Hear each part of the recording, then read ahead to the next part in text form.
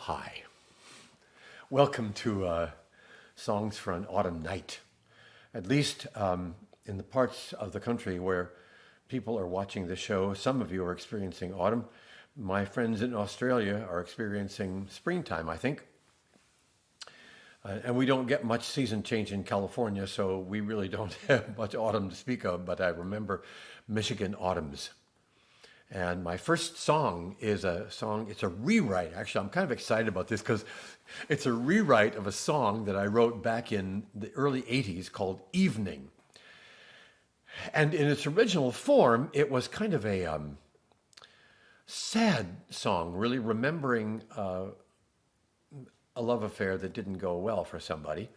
But I've rewritten it to be a song about an event. Did you ever have it happen where you remember an event, but you're not sure whether it really happened or whether you dreamed it, but you kind of think it did, and you kind of wonder because somehow a lot of the details around it just sort of fade away. And this is an autumn evening. It's called Evening.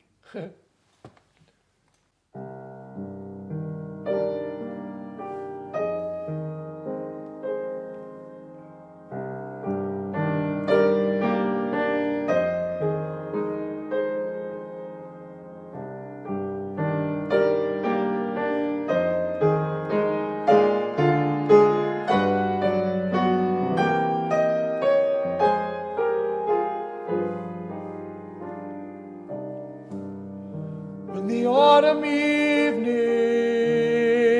is coming down,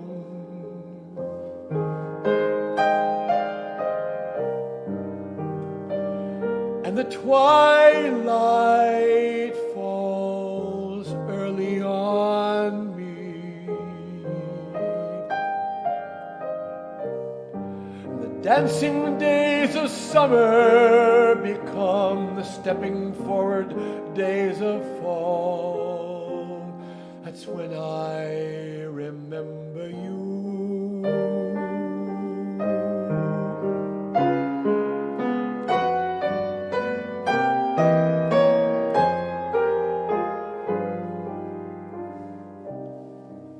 You were jumping in that great big pile of leaves,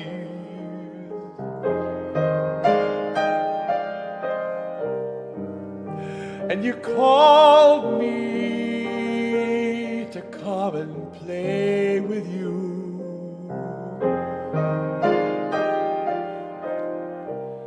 And your laughter was the sweetest sound in all the world. That's how I remember you.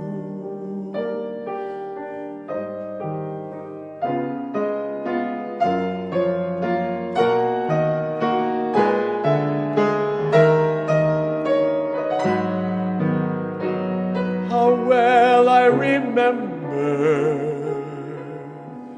the sound of your voice. How well I remember the chill in the air. Came back next morning, and the leaves were all gone, and I never saw you again anywhere.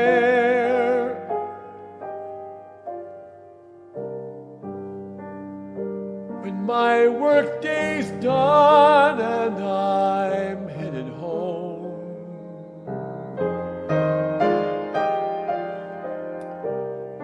and the taste of hot chocolate is already in my head, and I stop and I jump like a kid in a great pile of autumn leaves. That's when I remember you.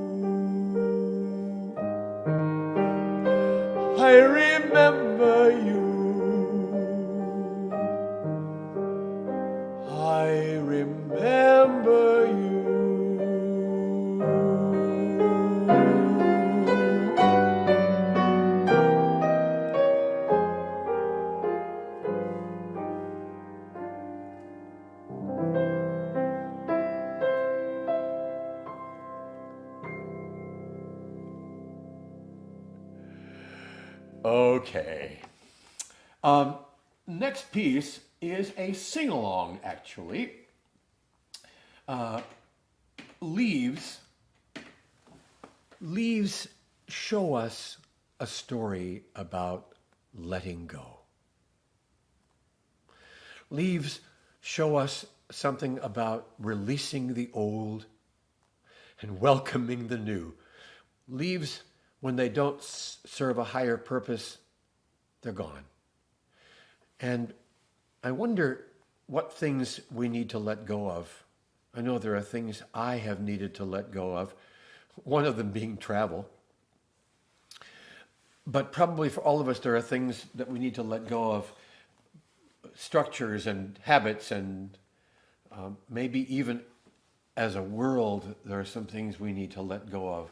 Things like our dependence on fossil fuel, and on and on and on. So, the song goes, it's a sing-along song, goes like this. I'll sing. Turn it over and turn it round. You echo. In this country and in this town, lose the old and gain the new. Love and justice we will do. Find your own harmony if you want. Okay, so here we go. I'll sing the first part, you sing it after me, and I'll sing the verses. 1, 2, here we go. Turn it over and turn it round.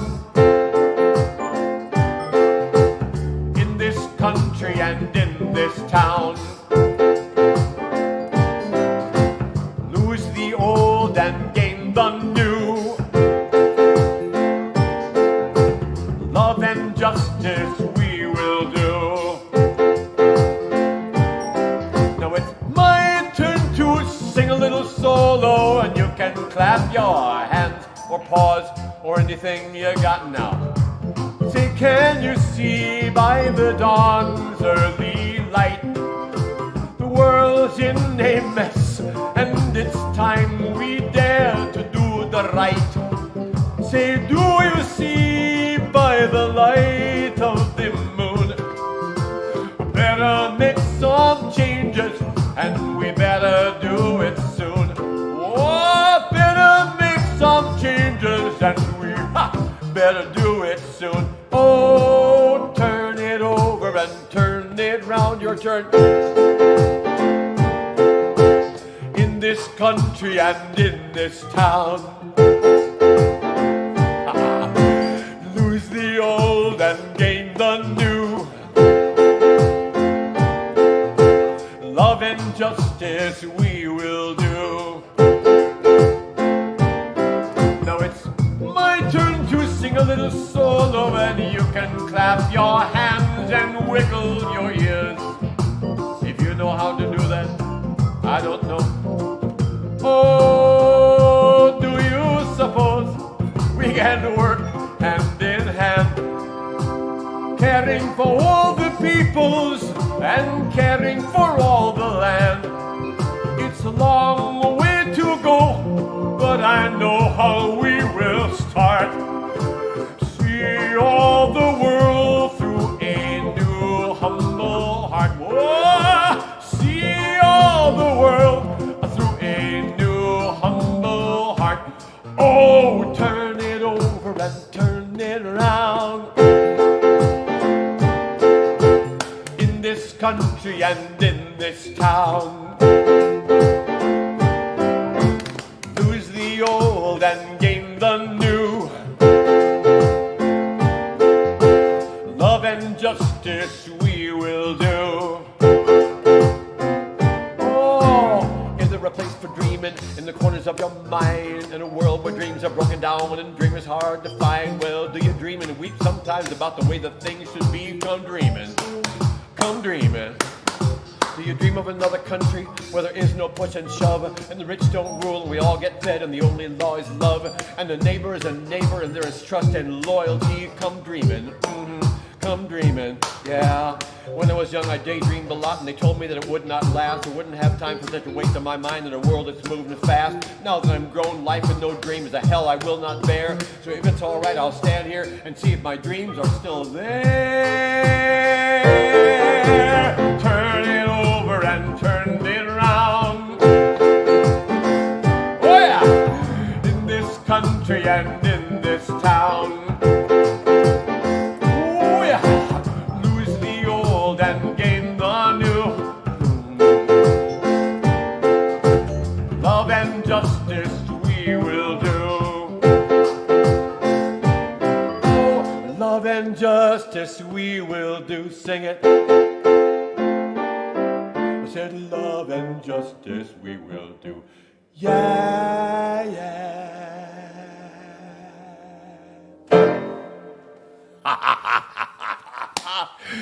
That's fun.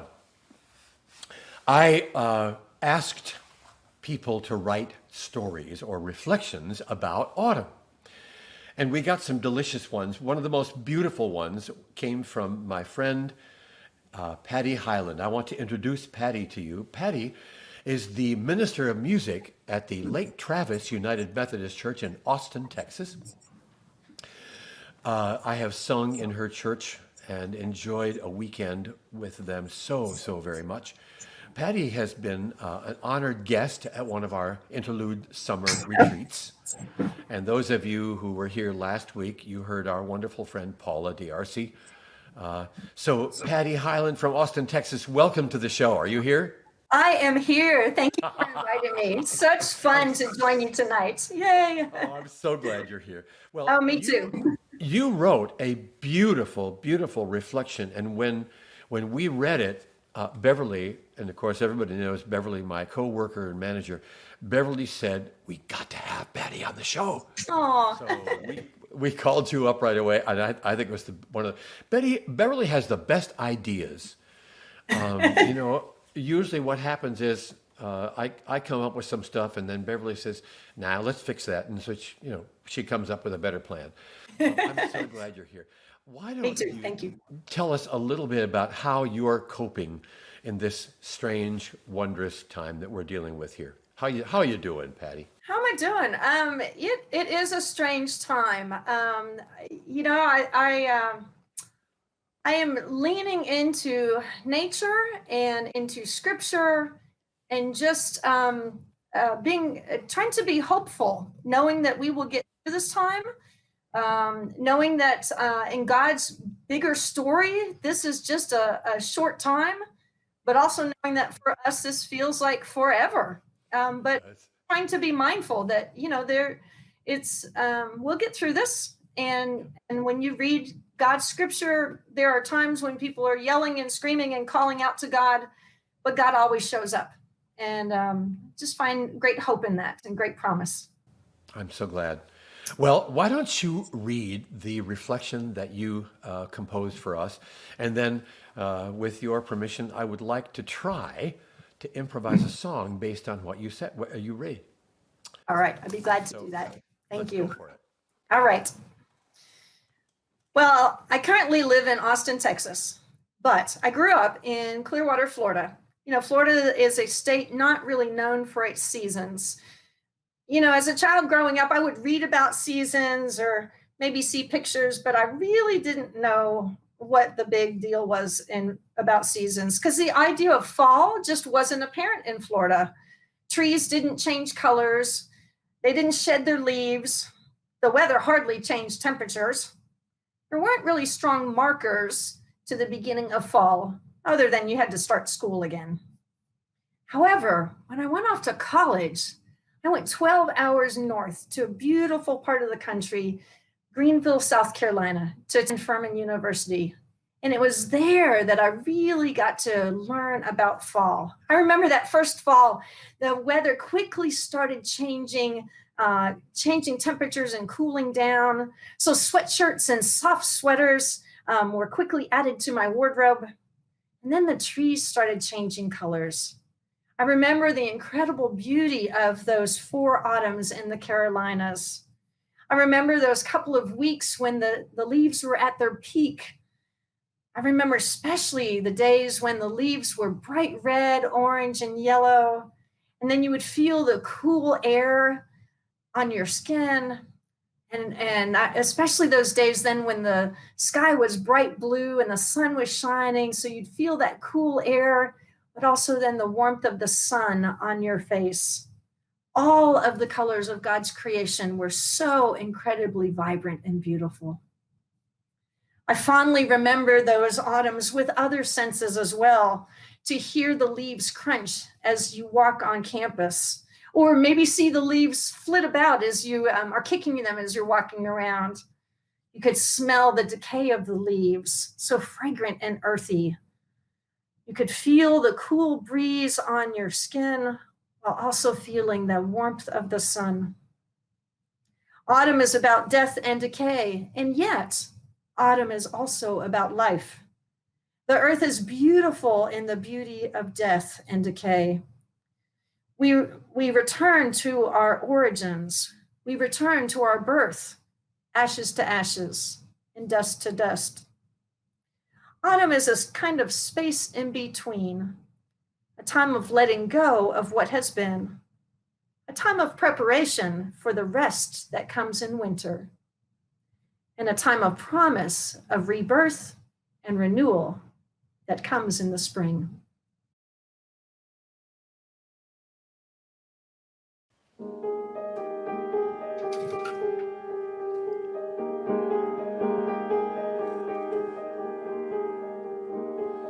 I started tiny, just a wee, wee, wee little bud. I grew then, with all my comrades, attached to a branch, attached to a tree, attached to the earth. I grew then.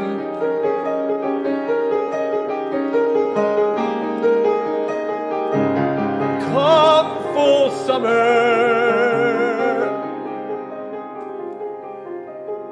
I saw you sitting there on the ground beneath me. You didn't think about me very much. You loved the shade. Maybe you kissed a friend. Maybe you drank wine. Maybe you sang summer songs, but there you were, and I high above you, rejoicing in my living. See what I've become. I spread my life. Now comes the time for me to give it away.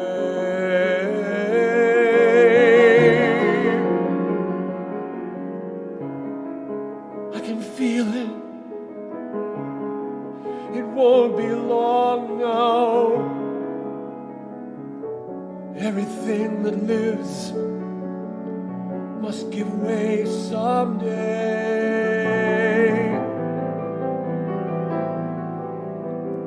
I feel chilly now. There's no place for me here. So I'll tell you what,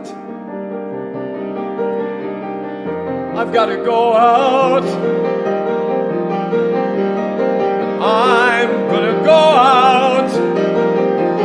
I'm gonna go out in Technicolor.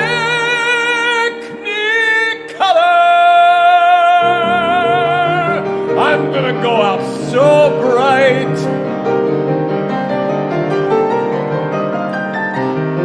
I'm gonna make you amazed. On the day of my death, I'll be so bright. You'll pause and wonder. You'll look up with amazement. And I'll say, You ignored me all summer long when I was growing up. And now, in the day of my going, you look at me. That's my contribution. Just before I give it up, just before I fall and go back to the soil to be changed once again. Happy fall.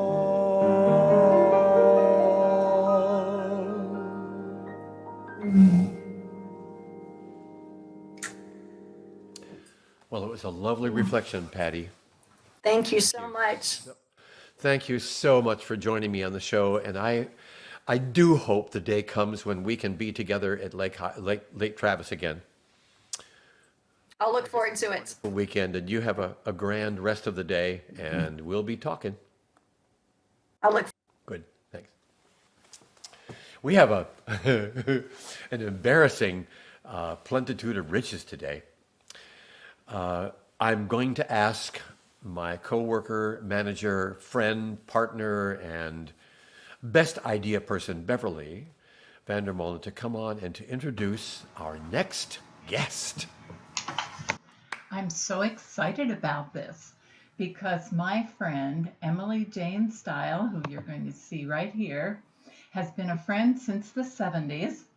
She is an award-winning poet.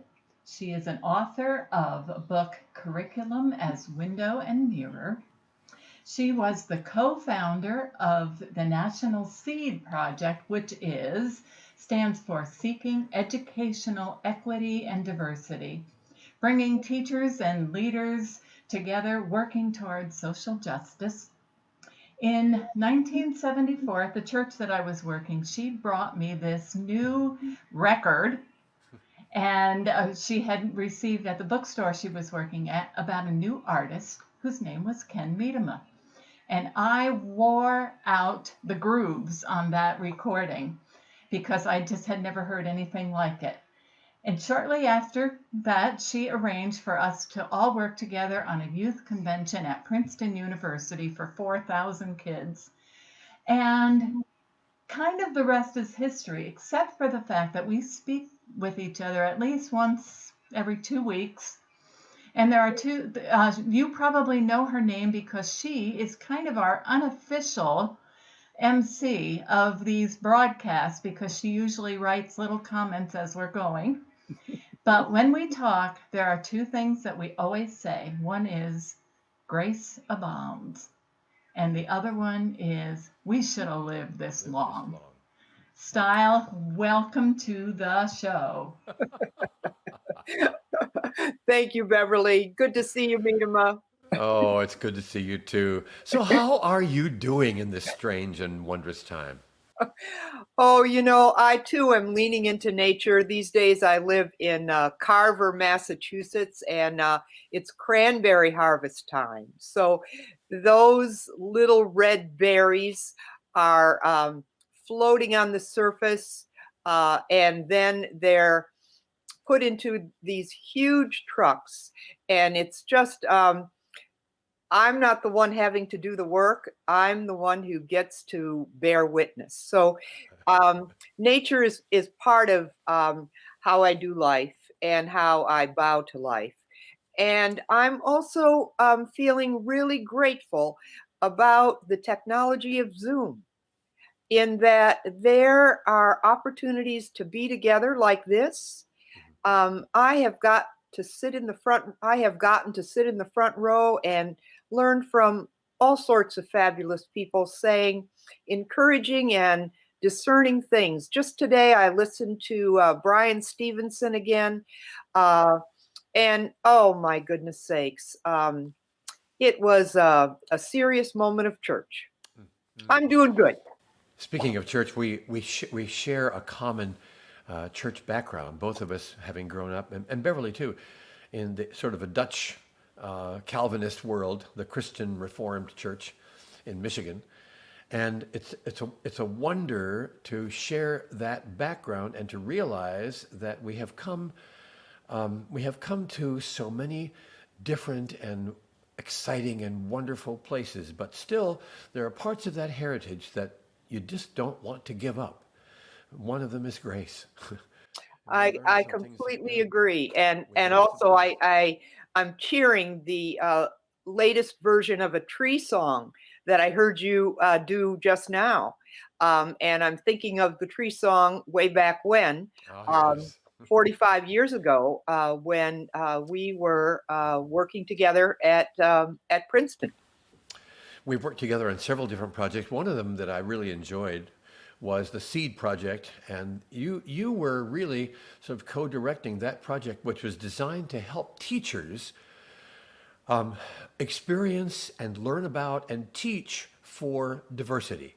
It was a wonderful summer project, and every year for several years, on that first day, people would read their reflections about what it meant in their childhood to be a girl or to be a boy, and then I would get to improvise a song based summarizing the whole session. I'll tell you, that was some of the hardest work I ever did in my life. As I You recall, Beverly was by your side taking notes, taking notes. That's right. and it was a joint effort of listening and conferring that you then talk back to folks. And indeed, that was a wondrous chapter of our friendship time across the years. You have a daughter named Sarah, I do. and when she was a little girl, there was an experience that you have written about, and I'd love for you to read Sarah's song, and then let me see if I can figure out some kind of a song that works. Okay. So 34 years ago this fall, in September of 1986, my second child, my daughter Sarah, went off to kindergarten. She came home that first week having learned a new song, and I documented that happening in this poem. The title is, as you've just said, Sarah's Song. Although she did not learn of St. Francis and being an instrument of peace that first week in kindergarten, she did learn to sing a new song. Lying beside her dog, Jazz, stretched out, skin to fur, looking the creature in the eye, she makes melody, singing seriously, "My country is a flea, such liberty."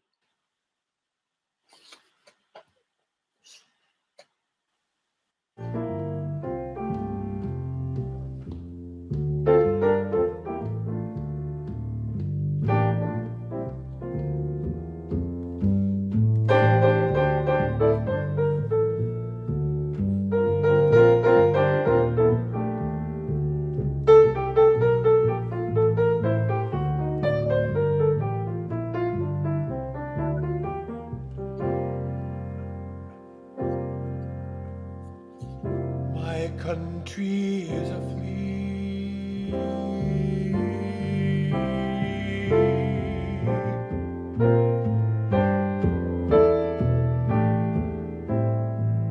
We flee from liberty.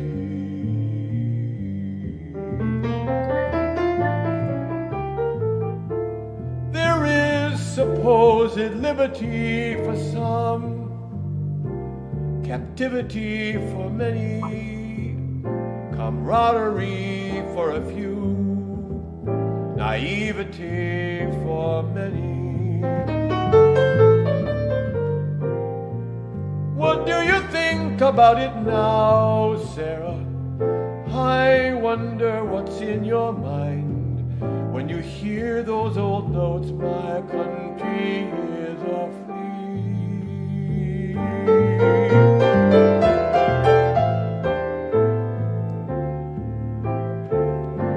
Can we flee to new liberty? Liberty and justice for all. when we flee to a new liberty.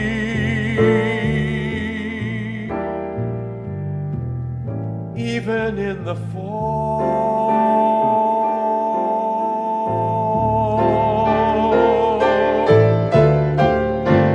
let it not fall, let it not go tumbling down like a falling leaf.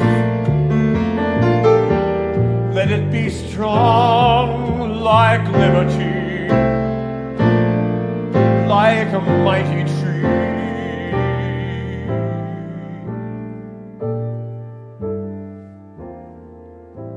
Come on, my furry friend, let's lie down together. Look out the window and see the autumn weather. See the leaves falling on the ground. See things are turning. What went up now comes down. But let's hope my country will not flee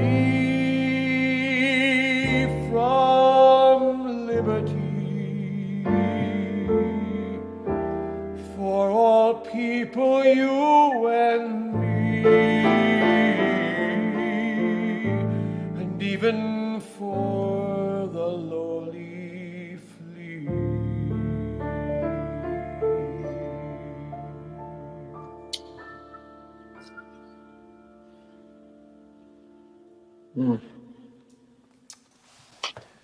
It's always fun to sing after you do a poem because your imagery and your metaphors and your way of saying things are so, they just lead into a song.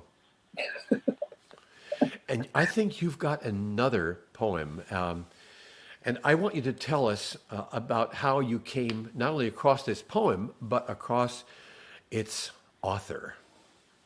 Okay, this is a poem by Rosemary Watola Tromer, and I've gotten to know her over the last year or so. She is a 50-something white Colorado-based poet, and as part of her spiritual practice, she writes a poem every day, and she has done this since 2006. In other words, for 14 years. Wow.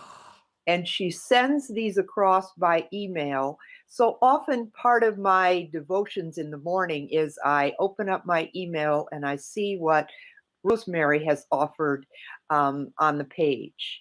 And often I will dance with her poetically, the way that you and I like to dance in conversation too. You're a poet yourself, Mr. Medema. So the title of this Rosemary Watola Tromer poem, it's a recent poem, is Autumnal, which is the adjective for autumn, which, as we know and you've been singing about, is Mother Nature's flamboyant season of change. Yes. So these are Rosemary's words, and her poem is Autumnal. When the leaves are about to yellow and fall, ask me then how I tried to hold on to what was green, how I thought perhaps I was different, how everything I thought I knew about gold turned brittle and brown.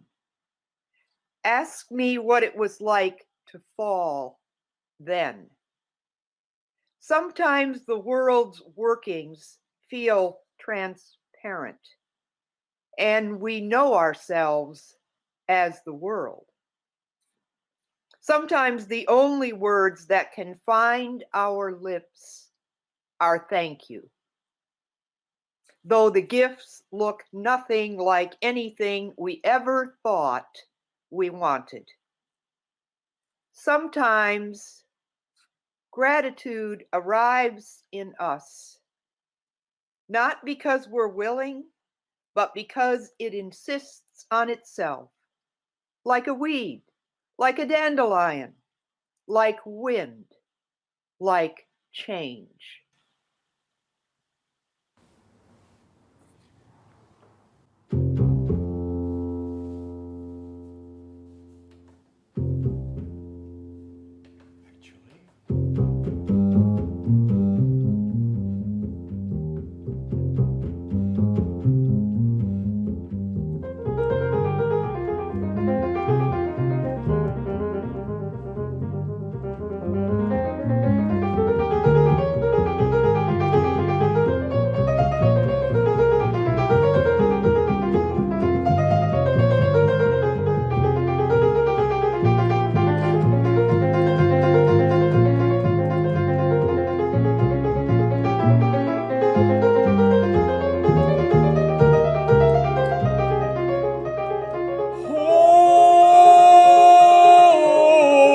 Hold on,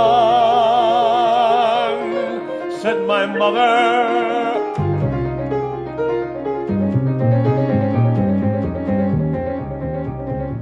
Hold on, said my father.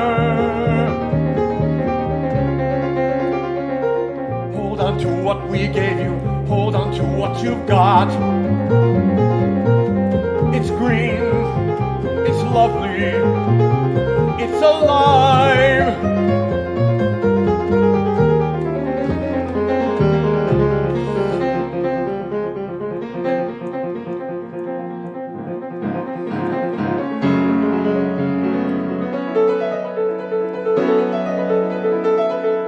Hold on, said my teacher.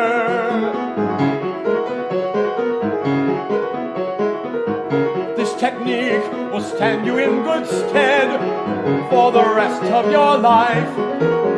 It's green, it's lovely, it's alive.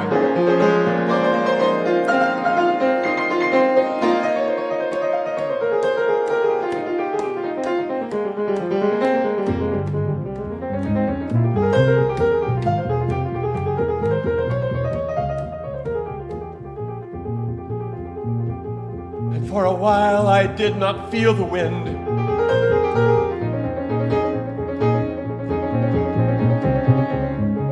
And when it came, I tried to deny it.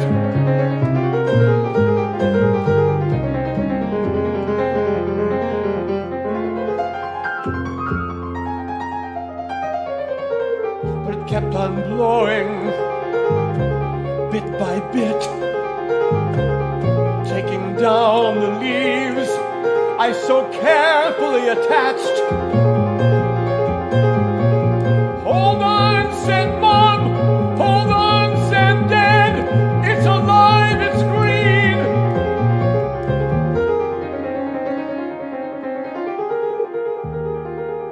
But the wind would not let me hold. The wind was too strong.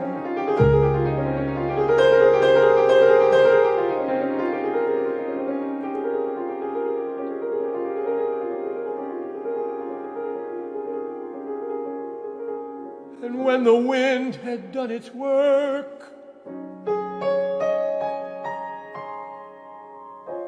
I was naked before the bright blazing sun.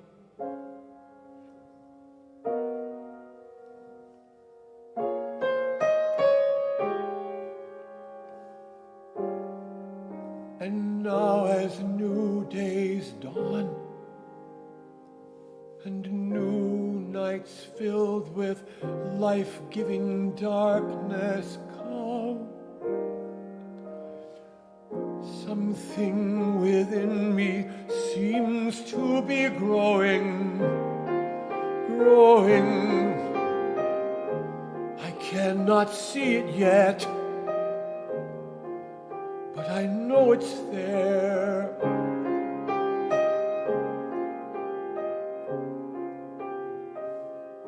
Dear mother, dear father, dear teacher, I write to tell you I could not hold on to some things, but there is something growing in me, growing oh so strong and poignant, growing oh so full of power.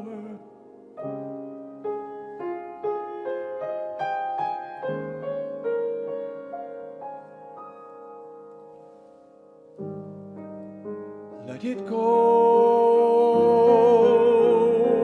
let it go. Some things for holding, some things for not. Let it go, let it go. Some things you gave away, some things you got.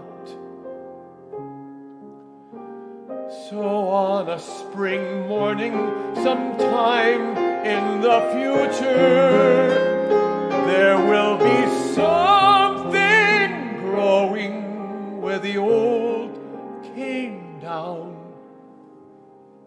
and it will grow and die again. That's the way of it. And I'm beginning to discover that letting go is just as good, or maybe better, than holding on.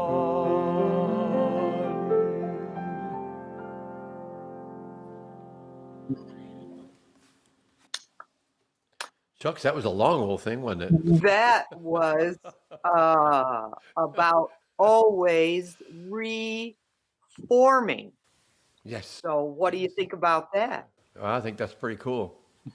Thank you, I Ken. think That was that's pretty wonderful. awesome. And Emily Jane, you'll be coming back at the end of the show. You have one more nugget. I do Something have one wonderful. more nugget for this evening. We'll see you in a minute. Friends, I want to talk to you about Interlude, which is the entity that sponsors these programs. And as many of you know, sponsors retreats for music directors and ministers of music in the summertime. We did this past summer, we did 2 virtual retreats, one for all brand new people and one for Interlude friends who had been with us before. And usually in a summer, we get to see in our 2 retreats around 50 people or so. These are musicians who really come together to be together and talk and share the camaraderie, the fellowship of peers, and bring their joys and their burdens. And the, as one musician says, Sunday comes every 2 days. And they bring all this concern, and they bring also all the hope that makes them keep doing what they do. Interlude is also sponsoring songwriting conferences. We're helping an online publisher called the Convergence Music Project, who is writing new music for progressive Christian churches. You might check it out, Convergence Music Project. Plus, Interlude is sponsoring all of these Facebook concerts. And as you know, the road is not open to us. We're not traveling now, singing and doing concerts here and there. So we're depending completely on Interlude for survival.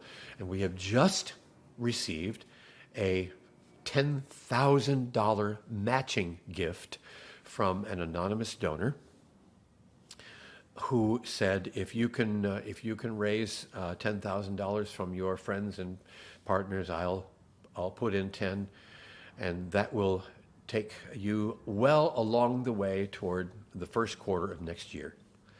So I wanted to let you know that Interlude is a nonprofit. It is tax exempt. Your contributions will be tax free. We've had so many generous donors this past year. I can hardly thank all the people who have already contributed. And I know that there will be other people out there who are wanting to be partners. We covet not just your funds, but we really covet your energy, your prayers, your suggestions, your ideas. People write to us and say, boy, why don't you do this, or maybe you could include this in your retreat. And we take those ideas seriously because we regard people who believe in us as our partners, as friends, to help us along the way, to be more effective in what we do, in providing hope for people, in providing the healing of the heart, which, by the way, is the subject for next week's concert, the healing of the heart. So think seriously about being one of our partners, and we look forward to communicating with you. You can go to interluderetreats.org, www.interluderetreats.org, and we will be ecstatically joyful to receive your contribution and your partnership and your prayers and your energy and your friendship. Thank you so much for being a part of these weekly events. And I want to now ask Emily Jane to come back one more time, and you've got one more nugget for us. And we're going to ask Beverly to show the picture of the poet whose poem you're going to read. Tell us about this wonderful poet and how you came across this person. This short poem, which is going to be part of the benediction for this evening, is by an African-American writer. Her name is Lucille Clifton. She died a decade ago in 2010 at age 73. Her awards were many, and if you don't already know her work, it is my honor to introduce you using this short poem. Her legacy abides. She wrote many short poems overflowing with meaning. I got to hear her and talk with her in person a number of times as part of the Dodge Poetry Festival. And she would sometimes say, as a mom of 6, short poems made sense. So here is her 6-line benediction, and it has a title. And the title is The Lesson of the Falling Leaves. This is Lucille Clifton's voice. The leaves believe. Such letting go is love. Such love is faith. Such faith is grace. Such grace is God. I agree with the leaves.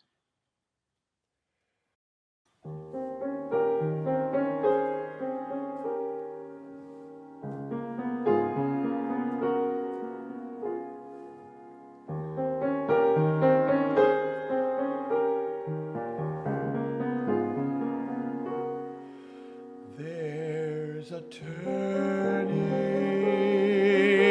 in the pathway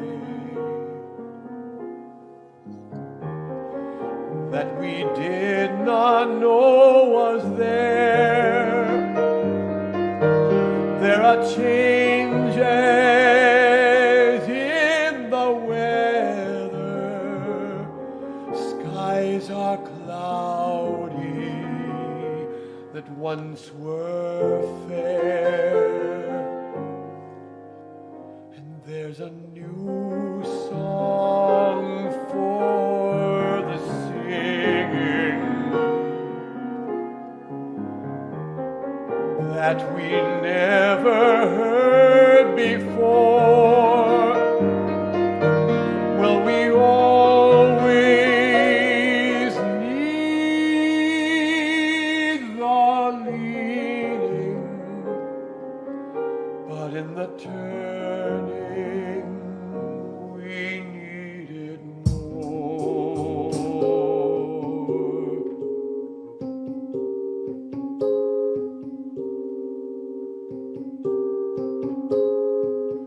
We are frightened of the turning that we did not know was there. We are anxious about the change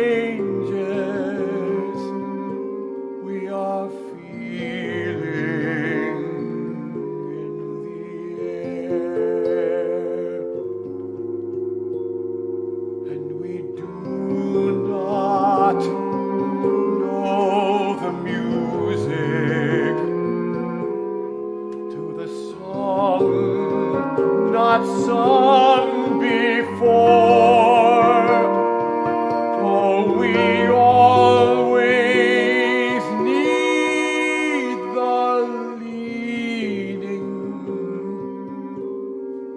but in the turning we need it more. Castles in the sand, washed away by the rolling tide.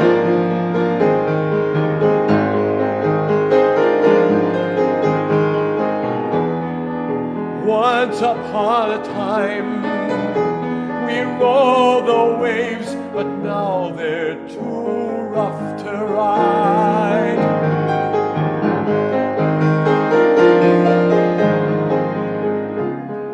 Once our walking, swift and sure, but now the guideposts are gone.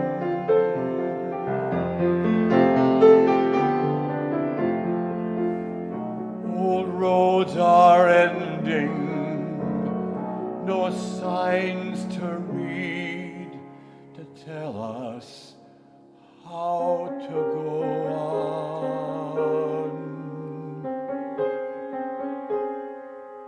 Hold my hand now, don't desert me while we're walking another mile at the turnings in the pathway. We will stop and learn a while with Emmanuel close beside us, walking roads not walked before. Well, we always need the leading, but in the turning we need it more.